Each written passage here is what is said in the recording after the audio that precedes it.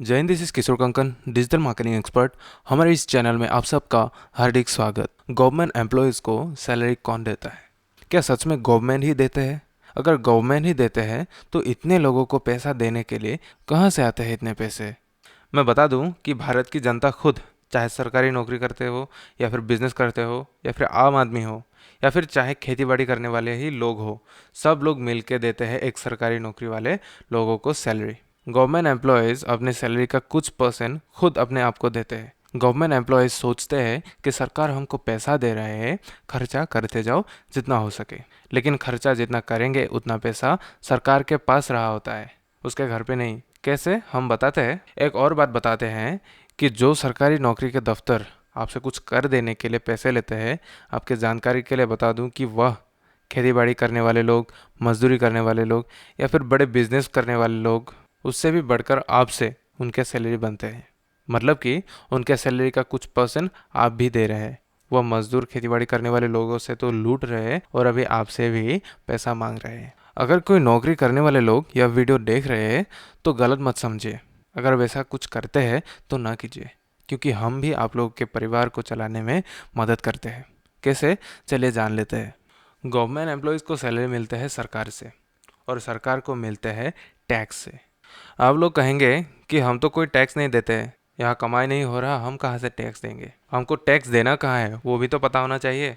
या फिर किस चीज़ का टैक्स भरना है हमें? सर मैं ड्राइवर हूँ, कहाँ से टैक्स भरूँ? 10,000 का नौकरी है, कहाँ से टैक्स भरूँ? कि मैं स्टूडेंट हूँ, क्यों भरूँ टैक्स? कि मैं बता दूँ कि सभी लोग टैक्स भरते हैं।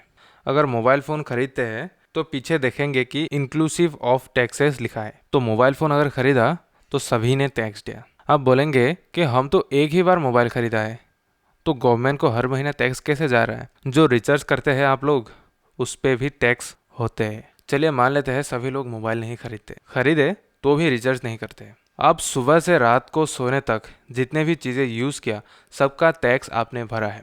क्यों? टूथपेस्ट खरीदा, टैक्स दिया। ब्रश खरीदा, टैक्स दिया। चिप्स खरीदा, टैक्स दिया। नमक खरीदा, टैक्स दिया। चाय पत्ती खरीदा, टैक्स। बिजली का बिल, टैक्स। हर चीज़ में हम रोज़ टैक्स दे रहे हैं। टैक्स दो टाइप का होता है। डायरेक्ट टैक्स, जो हम इनकम टैक्स के हिसाब से सरकार को डायरेक्ट टैक्स पे करते हैं, और दूसरा है इनडायरेक्ट टैक्स, जो अभी अभी हमने बात किया। आप जान के हैरान हो जाएंगे कि 1/3, सिर्फ 1/3% टैक्स डायरेक्ट होते हैं, मतलब कि इनकम टैक्स से आते हैं। बाकी 2/3 हिस्सा हम जो रोज़ खरीदते बेचते हैं, वहाँ से सरकार को टैक्स जाते हैं। हम सुबह से शाम टैक्स भरते रहते हैं, अमीर हो गरीब हो सब लोग। तो जब नेता या कोई बड़ा आदमी स्कैम करते हैं, कोई घोटाले करते हैं, तो असल में वह पैसा किसका है? आप मुझे बताइए। देश स्वाधीन होने के बाद पहला स्कैम 1950 में 52 लाख रुपए का, उस समय के हिसाब से बहुत बड़ी रकम। Then LIC Mundra scam, Bharat bank में डालमिया स्कैम। बड़ी बात यह है कि 100 में से एक स्कैम लोगों के सामने आते हैं। वैसे और एक स्कैम 2010 का कॉमनवेल्थ गेम स्कैम, 70,000 करोड़ का। 2G स्कैम 1,76,000 करोड़ का। 2012 में कोलगेट स्कैम 1,86,000 करोड़ का। अगर 1,86,000 करोड़ का स्कैम होते हैं तो देश के इकोनॉमी में क्या प्रभाव पड़ता है, आप सोच लीजिए। हमें क्या फ़र्क पड़ता है? स्कैम हो रहे होने दो। पहला, दिन प्रतिदिन जो चीज़ों की महंगाई बढ़ रही है, वह है इसी तरह के स्कैम के नतीजा। जो हमारे तरक्की के लिए सरकार देते हैं, वह अगर चुराया जाए तो हमारे एक तो नया सुविधा हमको नहीं मिलता, दूसरा महंगाई। इसीलिए स्कैम्स को बढ़ावा ना दे। बाप रे वाह, इतना रुपए स्कैम कर लिए। अरे वह सब आपके पैसे लूट के भागा है।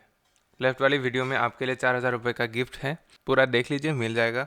नहीं तो बीच वाले बटन को प्रेस करके सब्सक्राइब करके रखिए। ऐसे ही वीडियोस और अर्निंग से रिलेटेड टॉपिक मिलते रहेंगे। राइट में चैनल का प्लेलिस्ट है, कुछ ना कुछ तो आपको वहाँ भी मिल जाएगा। मिलते हैं अगले वीडियो में, तब तक के लिए जय हिंद, टेक केयर, बाय बाय।